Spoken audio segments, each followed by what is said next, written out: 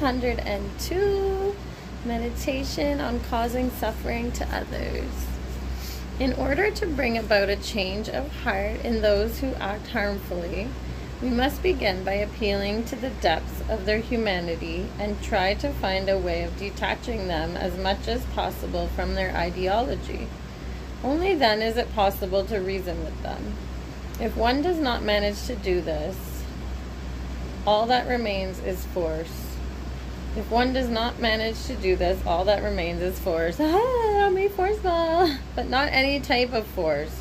Even if other people have committed the most horrific crimes, we should always treat them humanely. This is the only viable method if we want them to change one day. Words to meditate on. Mwah.